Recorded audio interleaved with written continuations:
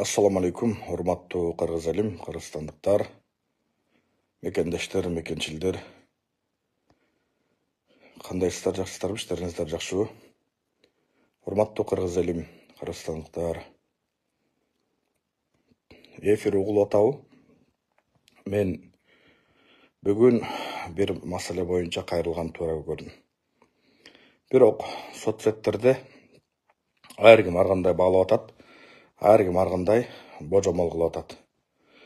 Ошо урматтуу кыргыз элим, кыргызстандыктар, ушул эфирди кайдыгер карабай, бөлүшүп, лайк басып, комментарий калтырганды унутпагыла. Кече Кримтөбөл аталган Камчы Көлбаевдин аялы кайрылуу жасапыр. Ошо аялынын кайрылуу жасаганын көрүп, өзүм бир чечим чыгардым. Ошонун негизинде бир канча фактыларды, бир канча негиздерди келтирип койгон туура көрдүм. Урматтуу кыргыз элим, баарыңар кайдыгер карабай ушул эфирди бөлүшүп койгула. Бул кайрылуу бүтүндөй кыргыз элине, бүтүндөй кыргыз калкына, карапайым калктын баардыгына болот. Урматтуу элим, урматтуу кыргызстандыктар, Камчы Көлбаевдин атын атагым да келбейт. Бирок айла жоктон аргасынан атоого мажбур болуп атам. Ушул убакытка чейин Баяман Эркенбаев, Ырысбек Акматбаев, Алмамбет Анапияев жана башка биздин балдарыбыз өтүп кеткен. Алар кайсы жерден киши колду болгон, аларды кимдир аткан баардыгын айтпасак да белгилүү. Бирок алар Камчы Көлбаевчалык доорду сүрүп, Камчы Көлбаевчалык байлык жыйнаган эмес.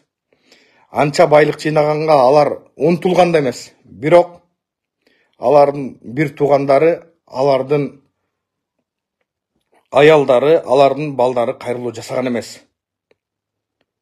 Анткени азыркы убакытта менде ушундай түшүнүк болуп калды.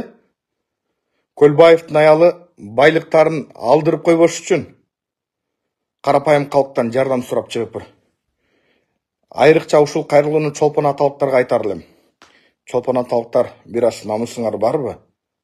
Биз кыргызбыз. Анан как будто Көлбаевдин семьясы ачка калып, башкалардын полный бүттүгү жыргап жашап аткандай, Көлбаевдин үйүнө тийишпегиле, Көлбаевдин байлыктарын тартып албагыла деп. Бир устакан эт берип койсо, чөнтөңөргө бир аз 5000 сомдон салып койсо, сүйлөп чыгарасыңар интернетке. Муну огул отурган Садыр Жапаров менен Ташиев мамлекетке кандай иштер жасап атканын, мамлекетте кандай мыйзамсыздык болуп атканын полный бүттү мыйзамга салып келип аткан ушул Садыр Жапаров менен Ташиев. Дагы бир нерсени айтайын. Айтып атасыңар, Садыр Жапаровду Көлбаев президент кылган деп. Мен 100% кепилдик менен айтып коеюн. Көлбаев эч убакытта президент кылган эмес. Садыр Жапаровду карапайым калк 1.195.000 эл өзү шайлаган. Түрмөдөн криминалдар, крим авторитеттер чыгарып келген эмес. Түрмөдөн мен, мага окшогон мекенчилдер, карапайым калк чортамандар чыгарып келген. Аны Садыр Жапаров, анын үй бүлөсү, анын жакындары, аны билген адамдардын бардыгы билет. Бирок айтып коеюн бир нерсени. Көлбаев ушунчалык жашоодо жетишкен адам болгон, Көлбаев ушунчалык мындай болгон, тигиндей болгон, жанандай хан сарайды биз жөн эле салган эмеспиз, элдер келсе көрсүн дегенбиз деп. Любой бир адам үйүнө бирөө келсе, жашынакай үй салайын, жашынакай нерсе кылайын, мени минтипир, тигентипир, бир аз болсо да алдыга жылыпыр же аркага кетипир деп айтпасын деп, намыс үчүн болсо да үй салган. Анан кийин айтып атасыңар, жана каганат деген немелерди айтып атасыңар, эс алчу борборлорду, бул жактагы жанагы кафелерди айтып атасыңар, бараш жана башкаларын полный бүттүн айтып атасыңар. Баардыгы кредитте кредит алган деп. Мен ишенбейм. Крим чөйрөдө Крим авторитет болуп жүргөнү, наркобарон болуп жүргөнү айдан ачык белгилүү. Камчы Көлбаев ушул убакытка чейин кызын да сатты, адамын да сатты, адамын да өлтүрдү. Бирөөлөргө командор өлтүрүптүрдү. Наркоман деген наркотрафикти сатты. Мындай айтканда жашоодо Көлбаев бүт нерсени проба кылып көргөн. Анан Көлбаевдин адамы аялы чыгып алып, жабыркаган адам катары бийликке кайрылып атканы бул позор. Бирок, урматтуу элим, көпчүлүгүңөр ооба туура Көлбаев баатыр болгон, Көлбаев мындай болгон дейсиңер. Баатыр болгон деген нерсени мына силер Манас менен бүгүнкү Көлбаевди алмаштырып атасыңар. Биздин Манас бабабыз канча деген жерди ушу кыргыз элине отурган жерибиздин бүттүгүн Манас бабабыздын, Манас атабыздын ушу мээнети менен келген. Көлбаев ушунчалык баатыр экен, кыйын экен, барып туруп тигилемеде Баткенде Мадумаров берип койгон 275 метрди алып берип койбойбу Тажикстандан анда. Баатыр экен ошончолук. Анчалык болбойт. Мына баатыр деп мына азыркы убакытта 30 жыл аралыгында эчтеке иш жасабаган Ташиев менен мына Садыр Жапаровду айтат. Садыр Жапаров менен Ташиев эмне буну атайын атып салдыбы? Кара ниет адамдар айтып атат, атайын атып салган деп. Алардан ок чыккан. Ошол ГКМБ кызматкерин ошо бутка аткан биринчи алар. Андан кийин ошол жерден ошол жок кылуу эмеси процесси жүрүп, анан кийин ошол ок атылган. Ошол жерден бири-бирине ок атышып, ошодон октон каза болуп атат. Эми айтпасам дагы, кече эле 1 жыл мурун өтүп кеткен Дөө Чыңгызды ким өлтүргөн биз жашуурун билебиз. Анын үй бүлөсү мына кайрылуу жасап туруп ошонун негизинде кармалып атат бул. Бул билди 20 жыл 30 жылга кетерин, түрмөгө түшөрүн билди. 20 жыл волята жүргөн адам түрмөгө түшкөндүн чындыгында коркот. Тем более көп суракко. Көлбаев канча деген адамдарды алдап туруп, чет мамлекеттен чакырып туруп, өмүр бою каматып жүргөн адамдар бар. 15 жыл, 20 жылга каматып жүргөндөр бар. Көлбаев канча деген адамдын тагдырын талкалап салган адамдардын бири. Силер ушуну барго патриот, ушуну мыкты доопсуңар. Көлбаев ушунчалык патриот экен, мекенчил экен, мекенине күйөт экен. Эмне үчүн өзүнүн канынан жаралган кызын уйгурга берип койду? Мен Кудай сактасын, мен өзүмдүн кызымды кыргызга берем. Кыргыздын урпагын, кыргыздын ушул эмесин улай турган, ушу кыргыздын эмесин улай турган менин кызым, сенин кызың, анын кызы, бунун кызы. Анан патриот деп чыгып атасыңар, урматтуу элим, аркы өттү, берки өттү карайлы. Көлбаевдин аялы ыйлап эле чыгып кредитибиз бар, кантип жасайбыз, кантип өмөтөбүз десиле, баарыңар лей байкуш кантип жашайт деп. Кымбатчылык убакытта биз кантип жашап атабыз? Мен 19 жашта атадан калган баламын. Мен 5 бир тууган болуп, жетим жетилет дейт. Мына Кудайга шүгүр 31демин. Мына адам бери 12 жыл өттү.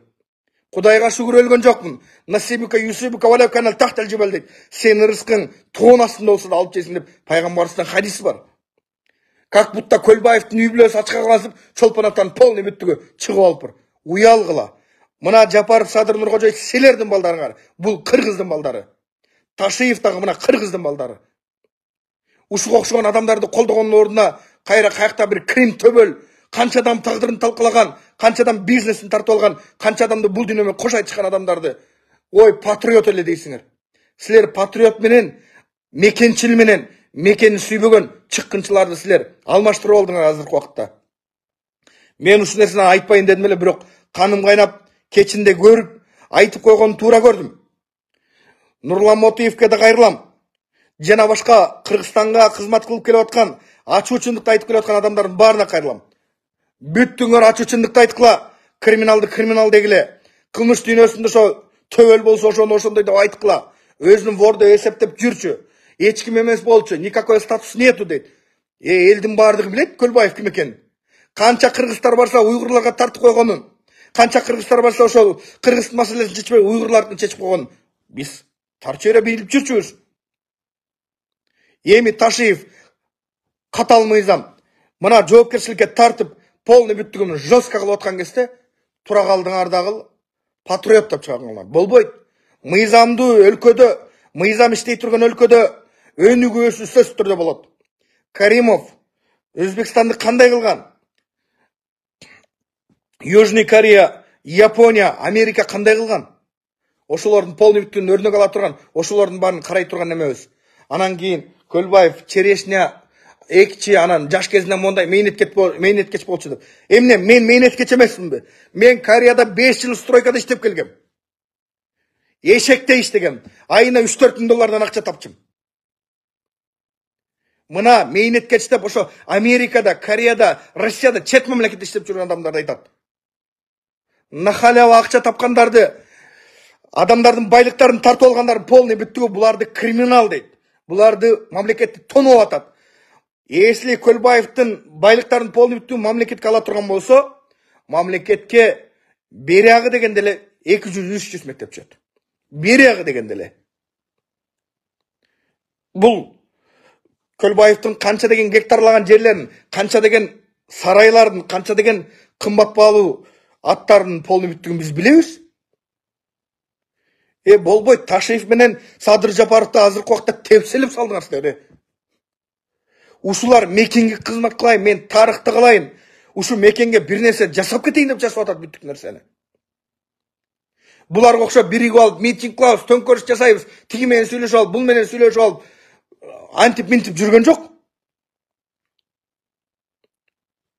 Қанша деген бизнесмендерді қақшатқан, көріп атасыңар. Көлбаев өлгөндөн қанша деген адамдар баш көтеріп, ыйлап, мына будан жапа чеккем, тигиден жапа чеккем деп. Кыргызстан боюнча Көлбаевтың балдары, Көлбаевтың ошо бандасы жүргөнү бул ачуу чындык. Анан 300 колунда адам иштечи, мында иштечи, айланайын. Ушуну бир билгиле. Менин мына соседим бар. Соседим мына швей иштетет. 400 адам иштетет. Адал окат иштесең, адал жүрсөң, Алла сени сактайт. Өзүң арам менен жүрүп, арамга көмүлсөң, өзүң бандит болсоң, барар жериң, өлөрүң, ал ачуу чындык. Сен кимге кандай кылсаң, сен өзүң ошондой өлөсүң. Кимге кандай кылсаң, сен ошону көрөсүң деген хадистер бар. Ошо урматтуу элим, урматтуу кыргызстандыктар, ушундай бир ишенип алыпсыңар. Көлбаевка баатырыбыз өлдү, биз чөгөбүз деп. Ташиев менен Садыр Жапаров силерди чөктүрбөйт. Силерди Өзбекстанга, Казакстанга, Тажикстанга башка жака алдыртпайт. Тажикстан менен бир эмес, 2 жолу уруш чыккан кезде не кылды? Тажиктердин колдо эчтеке жок кезде, атса курал аркага кете турган убакыт кезде миизин кайтарып койду. 100 миллиард сомго мамлекетке техника алып келип койду. Чегара тармагына. Чегара тармагын полный бүттүгүн, балдардын полный бүттүгүн 90 миң, 100 миң сомдон, 120 миң сомдон зарплатасын көтөрүп койду. Мына ушуларды айтат патриот деп. Мына канча деген мектеп салды, садик салды, жана башкалардын полный бүттүгүн салды. Жолдор полный бүттүгүн, экономика болуп көрбөгөндө өстү. Мен Көлбаев өлгөндөн кийин мен монт артынан сүйлөгөн жокмун. Ушуну бир билгиле. Көлбаев мен үчүн никто. Аны мен мындай барикада эле таанычым мындай. Мени жакындан тааныгандар полный бүттүгү билет. Бирок Көлбаевди батыр кылбагыла. Көлбаевди коргогондон көрөк, Көлбаевдин үй бүлөсүнө бооруңар ачкандан көрөк, мына азыркы отурган эл үчүн күнү түн иштеп аткан ушул адамдардын Садыр Нуркожоевич менен Камчыбек Кыдыршаевдин колуна кол, буттан бут болгула. Жардам бергиле. Бунун эч бир жерде бизнеси жок болчу. Бул өз тайкесин жок кылган, өз тайкесинин ошол статусун тартып алган, өз тайкесинин ошо бийлигин тартып алган адамдардын бири. Аны мен айтпасам дагы белгилүү. Акматбаев Рысбек ким инсалган бунун? Мындай саткындар, мындай чыккынчылар бүгүн патриот болуп калбаш керек. Көлбаев жана Көлбаевдин үй бүлөсү, Көлбаевдин тууган уруктарын полный бүттүгү байлык кекиртектен баардыгы накрывать этилген. Бүттүгү жетет буларда. Небере чөйрө кыбырасына чейин жетет. А бирок мына жерде комментарий жазып отурган карапайым калк, силерде эмнеңер бар? Силер эмне байлык жыйнадыңар? Эчтекеңер жок. Биз бүгүнкү күндү көрүп, эртеңки күндү ойлонуп жашаган адамдардын бирибиз. Кантип табабыз, кандай кылабыз, не кылып жашайбыз дегендерденбиз. Эми азыркы убакытта патриот мондай деп бир эле Көлбаевдин үй бүлөсү ачка калган жок. Кымбатчылык убакытта бир нан ала албай турган адамдар кекиртектен толуп атат. Миллиард деген акчалары бар, миллиард деген имуществолары бар, байлыктары бар. Полный бүттүгү Көлбаевдин семьясы ыйлап чыкса,оорлуу турбай мындай экен. Ар бир үйдө бар аз мигрант, ар бир үйдө ooрлуу бар, ар бир үйдө ошо муктаждыктарын чечилбей аткан адамдар бар да. Ошолордун полный бүттүгүн чечейин, мамлекетти оңдойн, мамлекетти өстүрөйүн, мыйзамга баш ийсин деп атса, мамлекет алдыга жылдырайын деп Ташиев менен Садыр Нуркожоевич аракет кылып атса, булар мындай канга боелду, мына минттиңер, колуңар минтти деп атасыңар. Мен силерге бир эле негизди айтайын. Садыр Жапаровду ким кылды эле? Ким мойнун кести эле? Кол бутун кести эле? Садыр Жапаровдун өмүрүнө, тагдырына балтаны ким чаптырды эле? Ким? Атамбаевтың приказы менен, Атамбаевтың шоқасы болып жүрген, ал уақытта Атамбаевтың сөзінен шықпаған бандит Көлбаев болған. Кімді кім өлтіріп қойған торчойлерді барын білеміз. Факты менен білеміз. Бирок Садыр Жапаров менен Ташиевти елдің душманы қылбағыла. Садыр Жапаров менен Ташиев елдің келечек үшін ушундай қадамдар көріп отыр. Аны чакырган кезде ушул убакытка чейин кармап келди. Ушул убакытка чейин эме кылып келди. Аны чакырган кезде ок чыгарып атса айла жок атат да. Мамлекет карап туруш керек пе? Мамлекет өзүнүн күчүн көргөзүш керек. Мамлекет экенин, мамлекет башчы экенин билдириш керек. Ошо урматтуу элим, ушул кайрылуу полный бүттү Кыргызстандын бардыгына Көлбаевдин аялы 46 минутта кайрылуу жасапыр. Бүттүгү калп, бүттүгү жалган. Мен просто көрүп алып күлдүм. Ушунчалык патриот болсоңор, мекенди сүйсөңөр, мекенге күйсөңөр, кыргызча сүйлөгүлө. Зачем орусча сүйлөйсүңөр? Кыргызстандын бир канча пайыз айылдан жана башка жактагылардын көпчүлүгү орусча түшүнбөйт. Эмне силер дуңгандарга кайрылдыңарбы орусча сүйлөп? Же бир башка бир улуттарга кайрылдыңарбы? Кыргызча сүйлөгүлө. Кыргызча айткыла полный бүттүгүн. Бирок мен жеке пикирим боюнча Көлбаевдин семьясы кайрылып чыкканы, Көлбаевдин өлгөнүнө көп деле кайрылган жок. Көлбаевден калган миллион деген имуществолор полный бүттүн алдырып койгон деп кайрылып атат. Менин жеке пикирим боюнча бул наркоборон, бандит канча байлык тапса полный бүттү мамлекетке кайтарыш керек. Ошондо мамлекетте мыйзам болот. Жанагындай бронированный машиналарды автоматтар менен, пистолеттер менен, оружиялар менен жана килтеген балдарды алып жүргөн балдар Көлбаев ошолордун полный бүттүн айына баккан. Айтып атпайбы? Никакой түрмөнү баккан эмес мындай тигиндей. Түрмөлөрдө дасторкондор жазылып турганын, түрмөлөрдүн полный бүттүгүн каржылаган биз билбейбизби? Билебиз да. Кимдерди каматып жиберген, чакырып келип туруп, Турциядан чакырып келип туруп, каматып жиберген, 15 жылга каматып жиберген Атамбаев менен сүйлөшүп. Аны билбейбизби? Билебиз биз. Көп нерсени билебиз.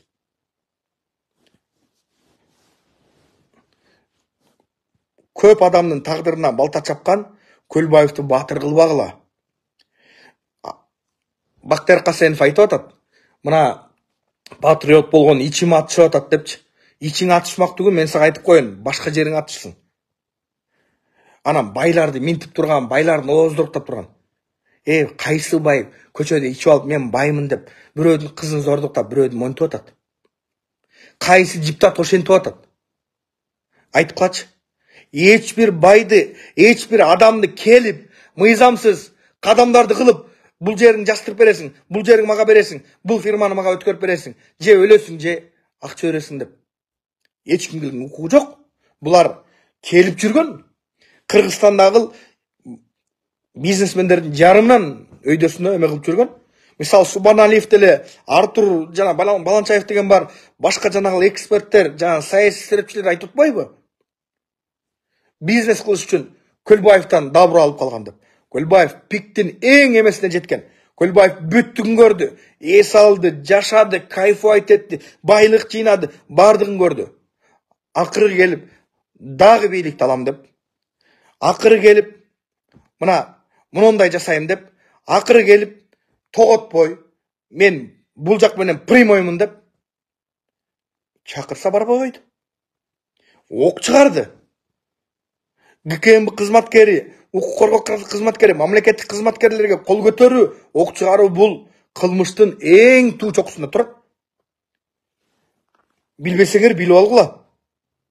Ошого Көлбаевдин аялы ыйлап чыкса, башкасы ыйлап чыкса,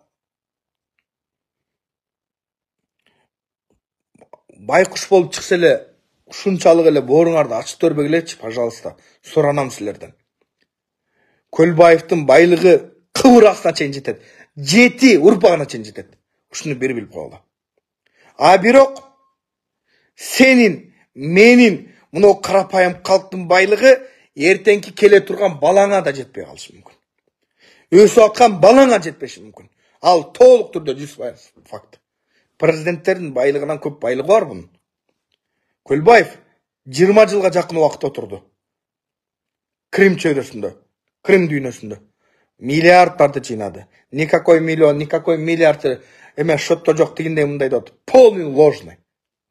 Полный ойлонуштурулган. Анткени ушундай байлыктардын баарын алдырып койгондон булар коркуп атат. Урматтуу элим, урматтуу кыргызстандықтар, элементарный логика. Көлбаевка кошулуп кетип бир, Көлбаев менен эс алып жүрөт экен, Көлбаев менен ушу коен колтук алышып калды, бул бийлик мындай деп жамандап аткандары кана? Канаки? Кана? Көлбаев менен эч кандай эмеси жок экенин, бул бийликтин эч алакасы жок экенин кече жок кылуу операциясында көргөзүп койду. Действительно көргөзүп койду. Ошо урматтуу элим, урматтуу кыргызстандықтар, Садыр Жапаровду жерди сатты, жерди берди, мындай тигиндей деп аткан адаханчылар, башкалар полный бүттүгү калп көрүп атасыңар, кармалап атат. Аркасында кимдер турганын, кимдердин тарапташтары ошондой кылып туруп, элди будуражт этип туруп, элди ошо көчөгө алып чыгайын деп атканы, бул бийликти көрө албай жаткан полный бүттүк факты менен көрүнүп турат. Кимде ким жалган маалымат таратса, кимде ким мамлекетке чыккынчылык жасаса, кимде ким мамлекетти ушундай эмеге ала турган болсо сөзсүз түрдө жооп берет. Хорошо, мен мындай Көлбаев бандит экен.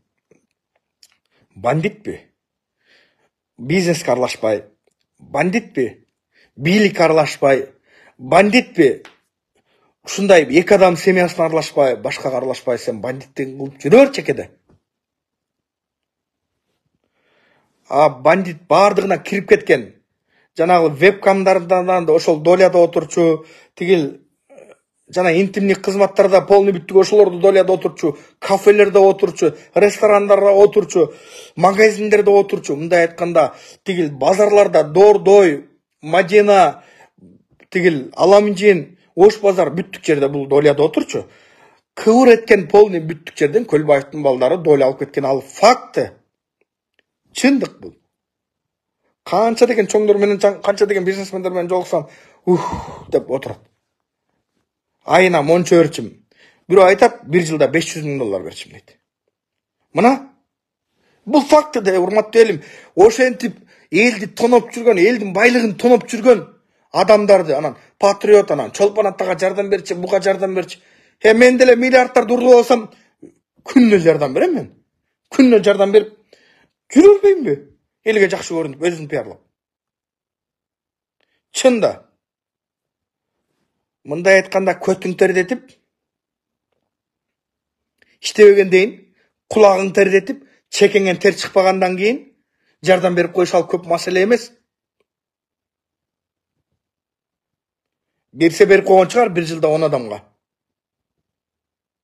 Антип жашырын берип жүргөн бизде Кыргызда мындай бандит болбой эле адал иштеп жүргөн 1000 адамга берип жүргөндөр бар. Бир бандитти, бир чыккынчыны, бир криминалды патриот катары көрбөгүлө. Мен үчүн Көлбаев патриот эмес. Көлбаевдин аялы да патриот эмес экен. Кыргызча сүйлөбөйт.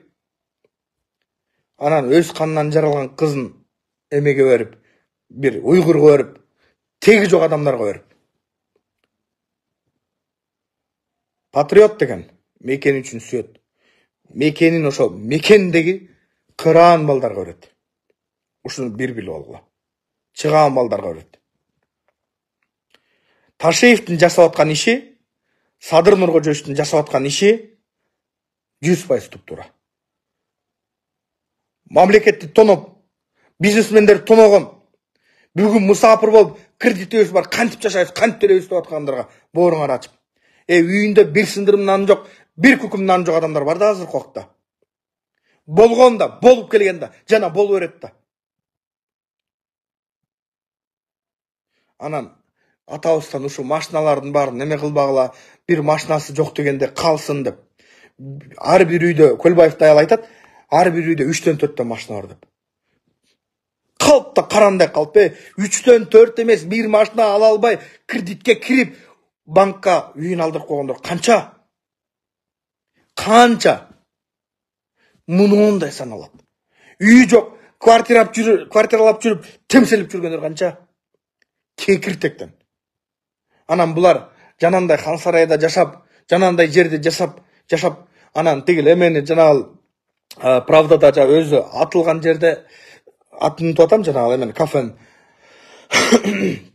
Ошол кафені 6 ай ғана іштейді дейді. Бұл сезонмен іштейді дейді. Ал көптілі ақша таппайды, емнеге мындай қылып отасың дейді. Ал жерде 2000 жылдан бері анын офис екенин, 2000 жылдан бері ошол жерден полный маселелер чечилеткен, өзі ошол жерде көп уақыттан бері отурат экен, биз билебиз да. Ал жер жөнүнө для понт. Муну иштей турган, жасай турган понт болчу. Анан 6 ай иштейт деп. 6 айда не силер 6 ай бекер бердиңер белге. Келгиле Көлбаевдин атынан бекер тамак жеп келдиңер. Асмандын башы 2 адам кире турган болсо $150, $200, $100 сөз түрдө таштап чыгат. Асмандын башы кымбат жер.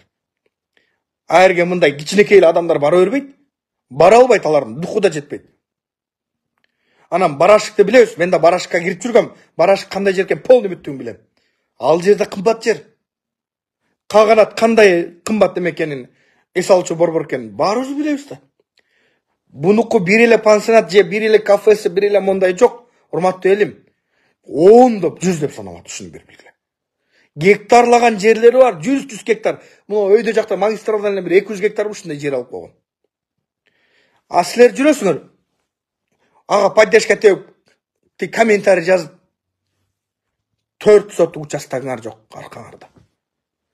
Жейин десеңер эртеңке бир сындырымданыңар жок. Никакой патриот болгон. Бул эч кандай патриот эмес. Патриот деген бул ложь вообще. Калп бул, жалган бул.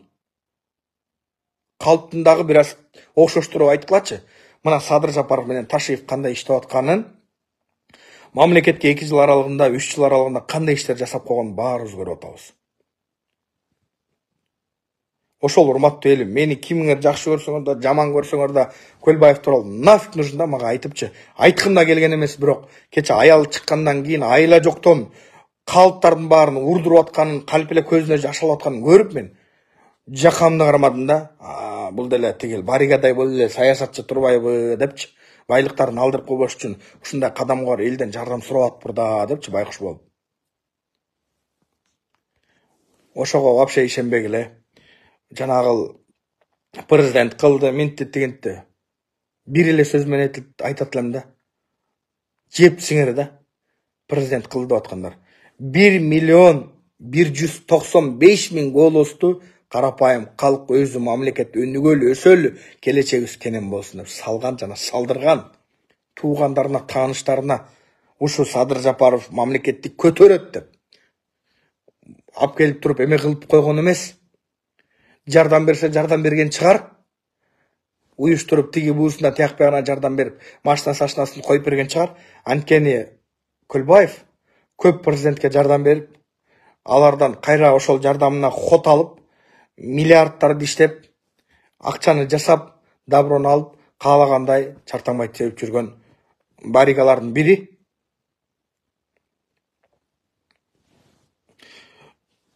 Анан күйөөсү Көлбаевдин аялы күйөөсүн каны муздай электеле чыга калып, эртеси күнү кайрылуу жасаганы вообще бул уят.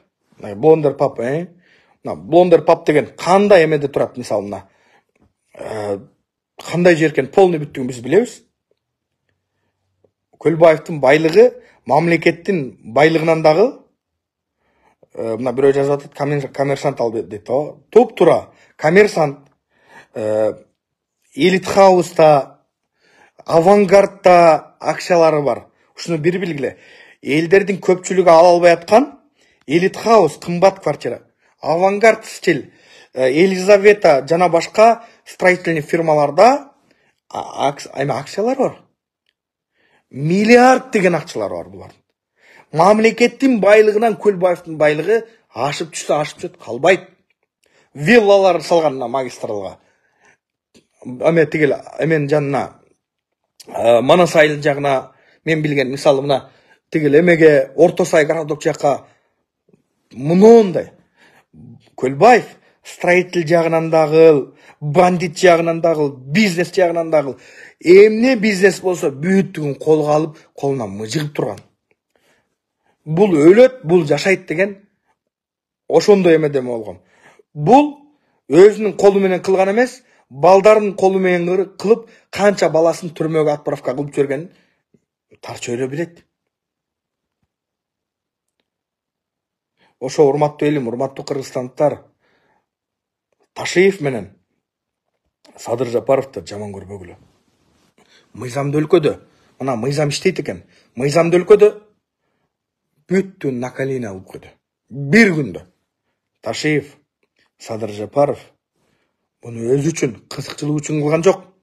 Сенин кызыкчылыгың үчүн, менин кызыкчылыгым үчүн. Мамлекет бар деп. Бизде ушул окуя орун алгандан кийин көрдүңөр. Кошуна Казакстан өлкөсүндө 70тен ашык Крим төбөлдү полный бүттүн түрмөгө айдады. Криминал же түрмөдө отуруш керек, же волияда жүрүп жаштакай жашаш керек. Мамлекетке жана мамлекеттик кызматкерлерге жана байларга салык салбаш керек. Бирөөдүн өмүрүн наркы дүйнөгө жөнөтпөш керек. Бирөөдүн адал бизнес кылып атса аны тартып албаш керек. Ушундай. Дагы бир нерсеси, бардык эле жерге Көлбаевди алып башын тыга бербеш керек. Дөчүңгүздү ордуна келип калат, мен ордума келип калат деп жок кылгандарын билебиз. Башка дагы атка минерлерди жок кылгандарын баарын билебиз.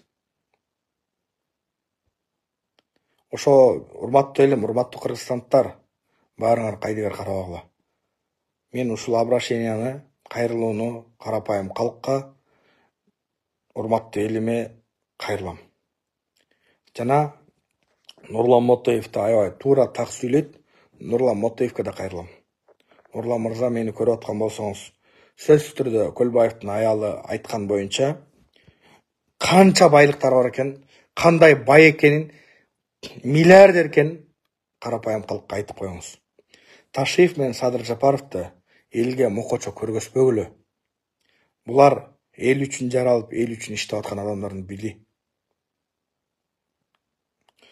Ошол урматтуу элим, баарыңардын ишиңерге ийгилик. Көрүшкөнчө, айта турган сөз али дагы көп. Көлбаев боюнча бул биринчи жана акыркы эфир болду. Ушул убакытка чейин Крим чөйрөдө жүргөн башка адамдар тууралуу такыр сүйлөгөн эмесмин. Менин да эмем карасаңар, Facebook'um карасаңар, эч убакытта мындай эме кылган эмесмин.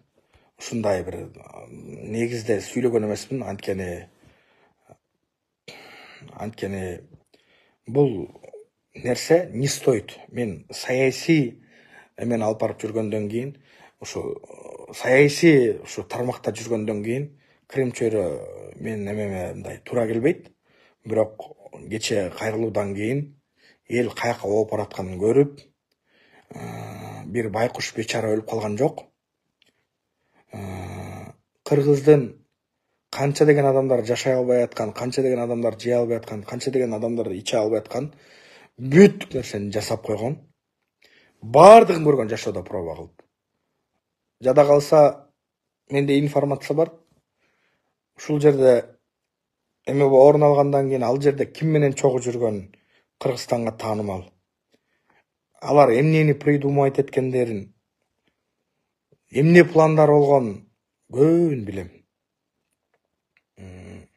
Менде де информация аябай жеткиликтүү.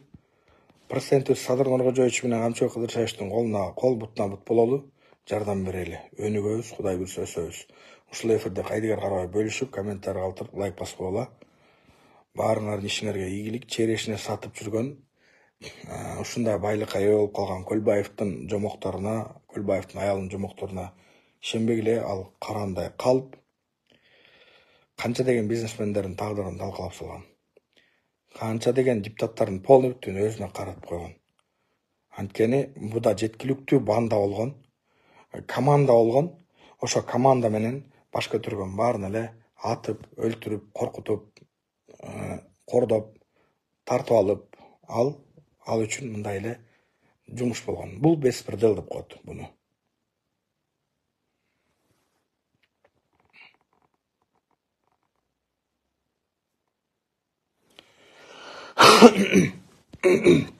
Ошол урматтуу элим, баарыңардын ишиңерге ийгилик. Калп эле мысапыр кыла бербегиле. Ал канча нерсе кылган, кандай кылганын адан жабыр тарткан адамдар дагы мынанча чыгат. Көрөсүңөр ошондо. Ишиңерге ийгилик. Ассаламу алейкум.